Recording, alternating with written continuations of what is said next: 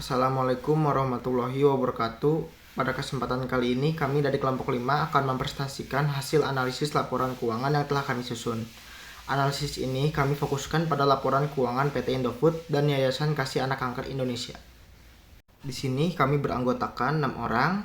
Yang pertama ada saya, Muhammad Akbar Dutama Barsena dengan NIM 235009129. Selanjutnya ada Firja Muhammad Fadilah dengan NIM 23500912448. Selanjutnya ada Najwa Habibah Mailani dengan NIM 23500912250. Selanjutnya ada Farah Aulia Putri dengan NIM 23500912252. Selanjutnya ada Sinta Sekardinata dengan NIM 23500912254. Selanjutnya ada Fazle Maula Ramadan dengan NIM 23500912256. PT Indofood Sukses Makmur adalah perusahaan manufaktur yang bergerak di bidang makanan dan minuman.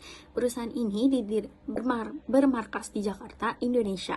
Didirikan pada 14 Agustus 1990 oleh Sudono Salim dengan nama PT Panganjaya Inti Kusuma, berganti menjadi Indofood Sukses Makmur pada 5 Februari 1994. Melakukan IPO pada tahun 1994. Produk yang diproduksi oleh PT Indofood adalah seperti mie instan yang biasa kita temukan, yaitu Indomie, susu seperti Indomilk, makanan ringan, makanan khusus minuman seperti Ichi Ocha yang kemasannya fleksibel dan bergelombang. Selanjutnya ada posisi keuangan PT Indofood. Di sini ada asetnya, aset lancar terdiri dari kas dan setara kas, investasi jangka pendek, piutang yang berdiri dari usaha, pihak ketiga, pihak berelasi, dan bukan usaha sendiri, ada pihak ketiga dan pihak berelasi. Ada persediaan neto, aset biologis, uang muka dan jaminan, pajak dibayar di muka, dan biaya dibayar di muka, dan aset lancar lainnya. Total aset lancar tersendiri ini di 2021 berada di Rp58.183.399 dan di 2020-nya ada di angka Rp38.418.238. Aset tidak lancar tersendiri ini terdiri dari tagihan pajak penghasilan, piutang plasma, aset pajak tangguhan, investasi jangka panjang, aset hak guna neto, aset tetap neto, properti investasi, biaya ditangguhkan neto, goodwill, aset tidak berwujud neto, biaya dibayar di muka jangka panjang, aset tidak lancar lainnya.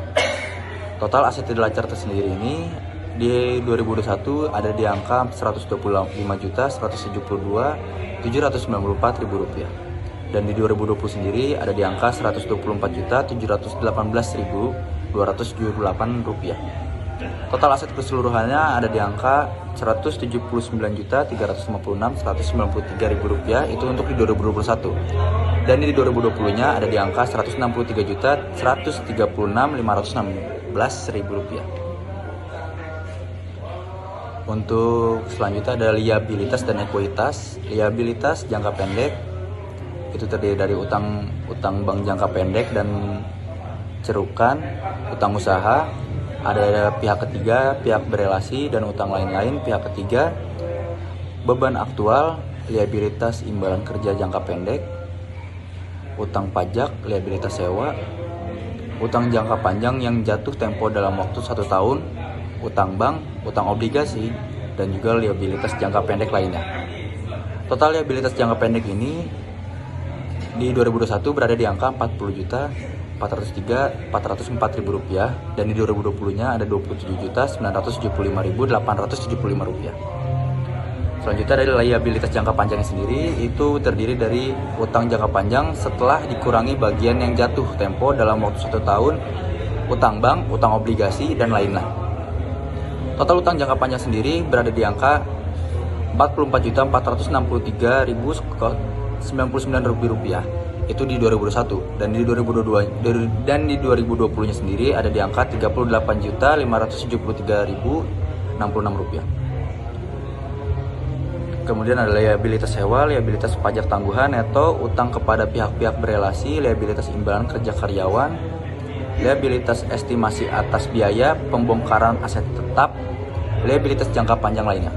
Total liabilitas jangka panjang di 2021 berada di angka Rp52.320.678 Dan di 2020 berada di angka Rp56.022.597. Total liabilitas keseluruhannya berada di angka, untuk 2021 berada di angka Rp92.724.82.000, dan di 2020 Rp83.998.472.000. Selanjutnya ada di laporan laba rugi dan penghasilan komprehensif lain konsolidernya. Terdiri dari penjualan neto, beban pokok perjalanan, laba bruto, beban penjualan dan distribusi, beban umum dan administrasi, laba dari nilai wajar aset biologis, penghasilan operasi lain, beban operasi lain, laba usaha, penghasilan keuangan, beban keuangan, pajak final atas penghasilan bunga bagian atas laba dalam kurung rugi, neto, entitas asosiasi, dan ventura bersama. Laba sebelum beban pajak penghasilan, laba tahun berjalan. Rasio likuiditas 2020 itu terdiri dari 3, yaitu rasio lancar, quick ratio, dan cash ratio. Rasio lancar sendiri berumus current asset dibagi liabilitas. Menjadi current asset sendiri sebesar Rp38.418.238 dibagi liabilitas sebesar Rp29.875.075 yang menghasilkan 1,373, yang dijadikan persennya menjadi 13,73%. Jadi setiap Rp1 utang lancar dijamin oleh 1,373 aktiva lancar.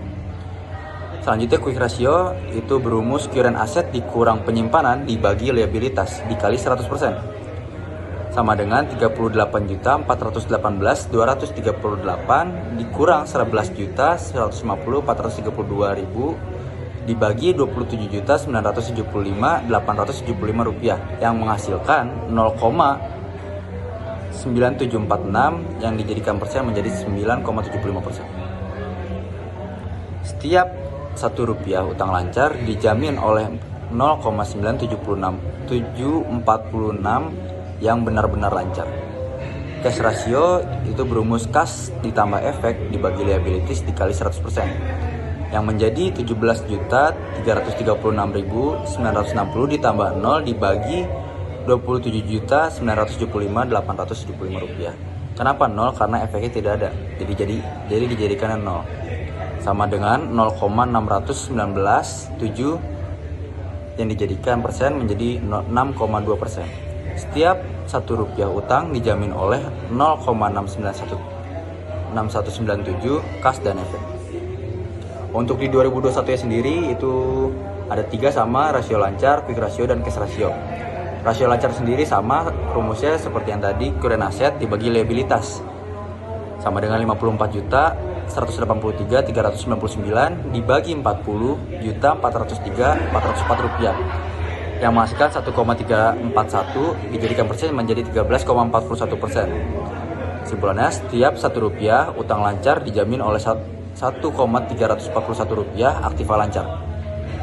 Quick ratio sendiri masih sama, rumusnya current asset dikurang penyimpanan dibagi liabilitas dikali 100%, yang menjadi Rp55.183.399 dikurang Rp12.683.836.000 dibagi Rp40.403.404, yang menghasilkan 1,02713.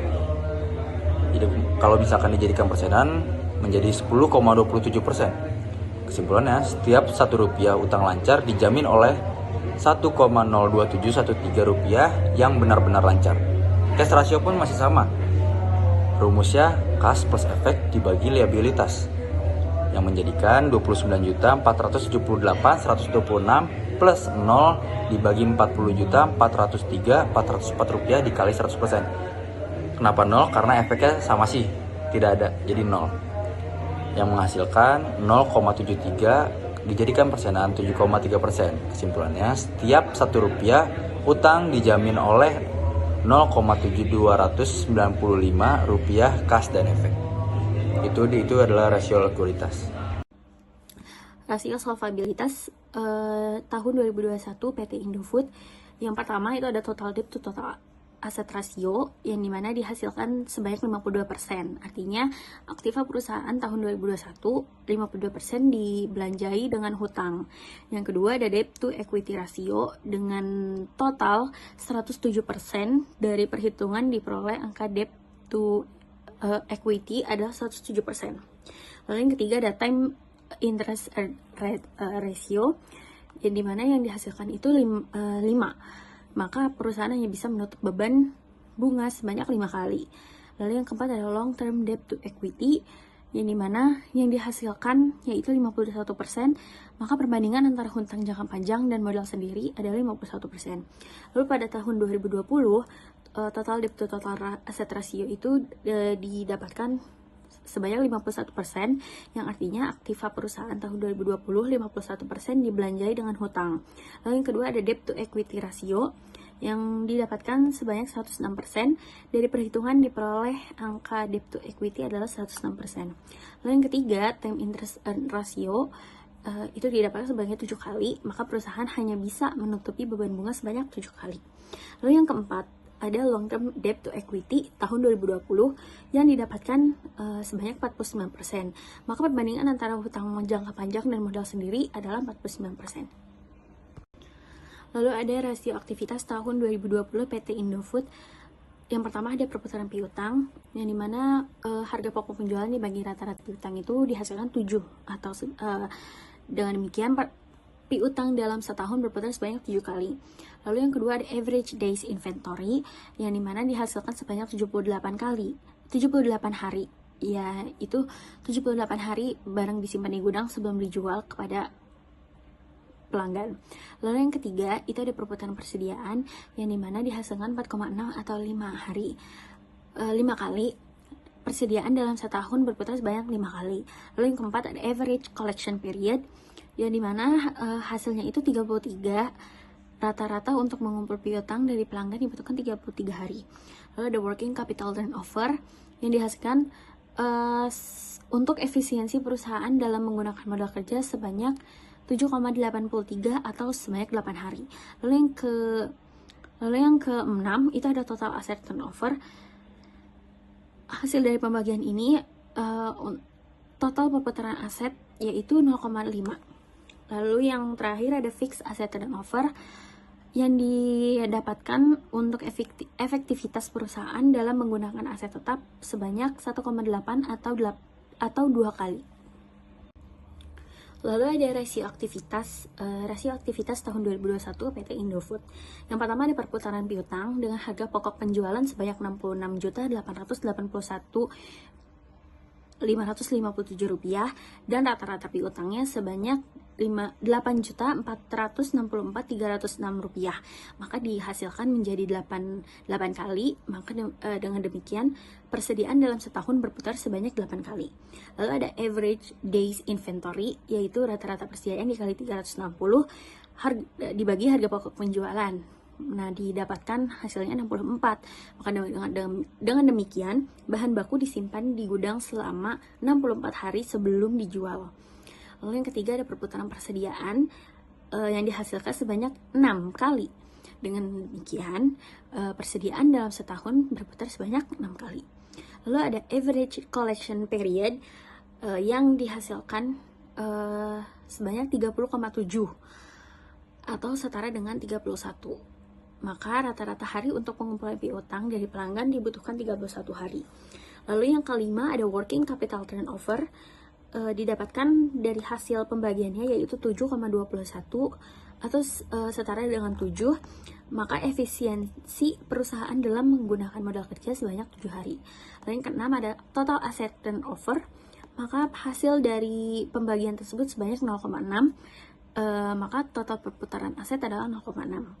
Lalu ada fixed asset turnover, hasilnya itu 2. Dengan demikian efektivitas perusahaan dalam menggunakan aset tetap adalah 2 kali. Di sini saya akan menjelaskan hasil perhitungan saya tentang rasio profitabilitas PT Indofood. Untuk tahun 2021 ada gross profit margin. Di sini mendapatkan hasil sebesar 32,68%. Dengan demikian setiap Rp1 penjualan menghasilkan keuntungan kotor sebesar 32,68%. Yang kedua ada operating profit margin. Di sini mendapatkan hasil sebesar 14,55%. Dengan demikian, setiap Rp1 penjualan menghasilkan 14,55% laba sebelum bunga dan pajak. Yang ketiga ada net profit margin. Di sini mendapatkan hasil sebesar 11,28%. Dengan demikian, setiap Rp1 penjualan menghasilkan 11,28% laba setelah pajak. Yang keempat ada return on asset. Di sini mendapatkan hasil sebesar 8,06%. Dengan demikian, setiap Rp1 total aktiva yang dioperasionalkan diperoleh laba usaha sebesar 8,06%. Yang kelima ada return on investment. Di sini mendapatkan hasil sebesar 6,25%. Dengan demikian, setiap Rp1 total aktiva atau investasi yang dilakukan diperoleh laba bersih sebesar 6,25%. Yang keenam ada return on equity. Di sini mendapatkan hasil sebesar 12,93%. Dengan demikian, setiap Rp1 modal sendiri yang digunakan diperoleh laba bersih sebesar 12,93%. Untuk yang tahun 2020, di sini gross profit marginnya mendapatkan hasil sebesar 32,73%. Dengan demikian, setiap Rp1 penjualan menghasilkan keuntungan kotor sebesar 32,73%. Yang kedua ada operating profit margin. Di sini mendapatkan hasil sebesar 15,20%. Dengan demikian, setiap Rp1 penjualan menghasilkan 15,20% laba sebelum bunga dan pajak. Yang ketiga ada net profit margin. Di sini mendapatkan hasil sebesar 10,71%. Dengan demikian, setiap Rp1 penjualan menghasilkan 10,71% laba setelah pajak. Yang keempat ada return on asset. Di sini mendapatkan hasil sebesar 7,62%. Dengan demikian, setiap Rp1 total aktiva yang dioperasionalkan diperoleh laba usaha sebesar 7,62%. Yang kelima ada return on investment. Di sini mendapatkan hasil sebesar 5,36%. Dengan demikian, setiap Rp1 total aktiva atau investasi yang dilakukan diperoleh laba bersih sebesar 5,36%. Yang keenam ada return on equity. Di sini mendapatkan hasil sebesar 11,06%. Dengan demikian, setiap Rp1 modal sendiri yang digunakan diperoleh laba bersih sebesar 11,06%. Ya. Selanjutnya ada rasio penilaian. Rasio penilaian di 2021 itu ada dua rumus, PER dan MBV. PER sendiri berumus harga per saham, harga pasar saham dibagi laba per lembar saham. Di sini harga per saham di 2021-nya itu Rp306.000 dibagi laba per lembar sahamnya sendiri di harga 870. Sama dengan 7,814 dan dijadikan persen menjadi 78%. MBV sendiri berumus harga pasar saham dibagi nilai buku saham. Harga pasar saham sendiri ini berharga di Rp6.306 dan dibagi nilai buku saham Rp108. Nilai buku saham sendiri itu dari jumlah saham beredar dibagi total ekuitas yang menjadi 108 sama dengan 58,38 yang menjadi persenan 5,8%. Itu untuk 2021 dari PER dan MBV. Untuk di 2020 sendiri sama ada PER dan MBV. PER-nya sendiri harga pasar saham dibagi laba per lembar saham. Untuk harga pasar saham di 2020 ini ada di angka Rp6.540 dan dibagi laba per lembar sahamnya sebesar Rp735 yang menjadi Rp8,897.000 yang dijadikan persen 88,97% atau 89%. MBV-nya sendiri ada di harga pasar saham dibagi nilai buku saham. Harga pasar sahamnya seharga Rp6.540 dibagi nilai buku sahamnya 119 sama dengan 54,9 yang menjadi persenan 5,49% atau 5,5%. Baik, di sini saya akan menjelaskan tentang cara pengerjaan common size PT Indofood, yaitu dengan cara nilai aset atau suatu item dibagi dengan total lalu dikalikan 100%. Maka hasilnya akan berbentuk persentase. Bisa dilihat di sini ada aktiva dan pasiva. Yang aktiva di tahun 2021 dan 2020. Contohnya ada kas dan kas setara di tahun 2020 12,9% mengalami kenaikan di tahun 2021 yaitu 19,9%. Maka keseluruhannya totalnya adalah 100%. Di sini saya akan menjelaskan laporan laba rugi common size. Sama halnya cara pengerjaannya dengan cara nilai item dibagi pendapatan bersih lalu dikali 100%, maka hasilnya persentase. Bisa dilihat HPP di tahun 2020 67,3% dan HPP di tahun 2021 juga sama 67,3%. Maka artinya sama-sama seimbang, tidak mengalami penurunan dan tidak mengalami kenaikan. Maka bisa dilihat penjualan bersihnya, total penjualan bersihnya yaitu 100%. Indeks PT Indofood terdapat aktiva dan pasifannya. Cara menghitungnya menggunakan rumus tahun sekarang dibagi tahun dasar dikali 100% atau dikali 100 dan hasilnya persen. Untuk tahun dasarnya tetap di 100% dan ini hasil dari perhitungan indeks PT Indofood. Yang pertama, fokus pada persentase perubahan. Persentase data dengan menekankan persentase perubahan antara tahun 2021 dan 2020 ini memudahkan audiens untuk melihat pertumbuhan atau penurunan dalam setiap kategori keuangan. Contoh, penjualan bersih perusahaan meningkat 21% pada tahun 2021 dibandingkan dengan tahun 2020. Lalu yang kedua, kategori serupa, kelompokan kategori keuangan yang serupa untuk memudahkan pemahaman. Contoh, pendapatan, penjualan bersih, biaya, harga pokok, penjualan, beban pemasaran dan penjualan, beban administrasi dan umum, biaya keuangan, laba kotor, laba usaha, laba sebelum pajak penghasilan, dan laba tahun berjalan. Lalu pos lain, penghasilan atau beban lain seperti neto, penghasilan keuangan, beban pajak, penghasilan, rugi penghasilan, komprehensif lain, jumlah penghasilan komprehensif. Lalu ketiga, grafik batang atau diagram garis. Visualisasikan data menggunakan grafik batang untuk membandingkan persentase perubahan antar kategori keuangan. Gunakan diagram garis untuk menunjukkan perubahan dari tahun 2020 ke 2021. Lalu keempat, langsung kepada poin-poin pentingnya. Fokus pada kategori keuangan yang mengalami perubahan signifikan. Misalnya, jika laba usaha meningkat tajam, jelaskan faktor-faktor yang mungkin menyebabkan peningkatan tersebut. Lalu, hindari penggunaan istilah keuangan yang rumit.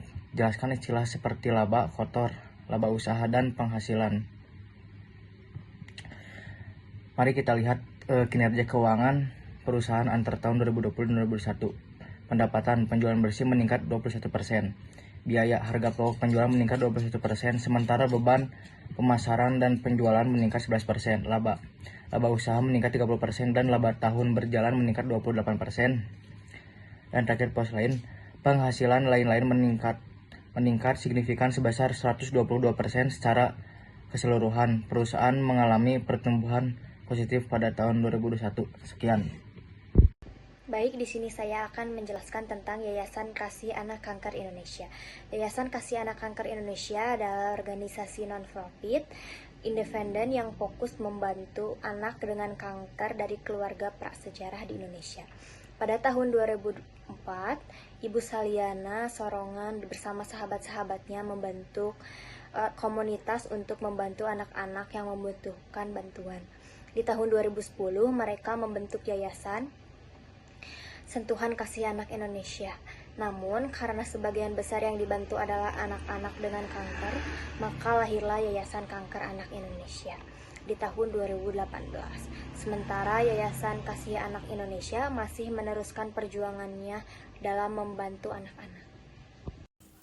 Di sini saya akan membacakan laporan posisi keuangan dari Yayasan Kasih Anak Kanker Indonesia. Untuk total asetnya di 2019 ada di 29.216.959.395 rupiah, dan untuk 2018-nya ada di 27.704.150.145 rupiah. Itu untuk total asetnya. Dan untuk liabilitas jangka pendeknya nggak ada. Lalu lanjut ada di non-current liabilities-nya, jumlahnya di 2019 ada di 10.294.768.151 rupiah. Untuk 2018-nya ada di 9.468.663.251 rupiah. Total liabilities dan aset bersihnya di 2019 ada di 29.911.959.395 rupiah.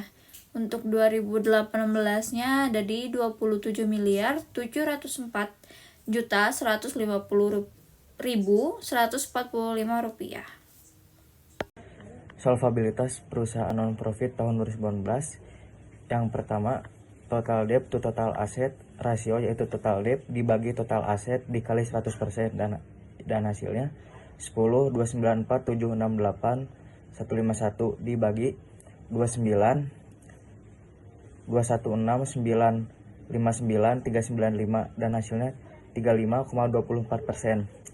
Yang artinya aktiva yayasan tahun 2019 yaitu 35,24% dan dibelanjai dengan hutang. Lalu solvabilitas perusahaan non-profit tahun 2018. Yang kedua, total debt to total asset rasio, yaitu total debt dibagi total aset dikali 100, yang hasilnya 9, 468, 663, 251 dibagi 27, 204, 150, 145, dan hasilnya 34,18%, yang artinya aktiva yayasan tahun 2018 yaitu 34,18%, dan dibelanjai dengan hutang. Sekian. Di sini saya akan menjelaskan Yayasan Kasih Anak Kanker Indonesia. Cara pengerjaannya sama halnya dengan yang tadi Common Size Profit PT Indofood, yaitu dengan cara nilai aset atau nilai item dibagi dengan total lalu dikalikan 100%. Maka bisa dilihat di sini di tahun 2019 dan di tahun 2018, 8,8%, dan di tahun 2019 mengalami kenaikan yaitu 15,1%. Di sini saya akan menjelaskan hasil perhitungan saya tentang indeks Yayasan Kasih Anak Kanker Indonesia. Untuk rumus yang saya gunakan yaitu tahun sekarang dibagi tahun dasar dikali 100. Untuk hasil yang saya dapati di tahun 2019 ini, untuk kas dan bank mendapatkan hasil 181%, piutang lain-lain mendapatkan hasil 182%, persediaan mendapatkan hasil 142%, uang muka dan biaya dibayar di muka mendapatkan hasil 85%, jumlah aset lancar mendapatkan hasil 172%. Selanjutnya ada aset tetap mendapatkan hasil 97%, aset lain-lain mendapatkan hasil 100%, aset dalam penyelesaian mendapatkan hasil 377%. Untuk investasi ini tidak ada datanya. Selanjutnya ada jumlah aset tidak lancar mendapatkan hasil 97%, total aset mendapatkan hasil 105%. Selanjutnya ada pasifa. Untuk liabilitas jangka pendek ini tidak ada datanya, jumlah liabilitas jangka pendek ini tidak ada datanya juga. Selanjutnya ada utang bank mendapatkan hasil 101%. Untuk utang imbalan kerja tidak ada datanya. Selanjutnya ada jumlah liabilitas jangka panjang mendapatkan hasil 109%, total liabilitas mendapatkan hasil 109%.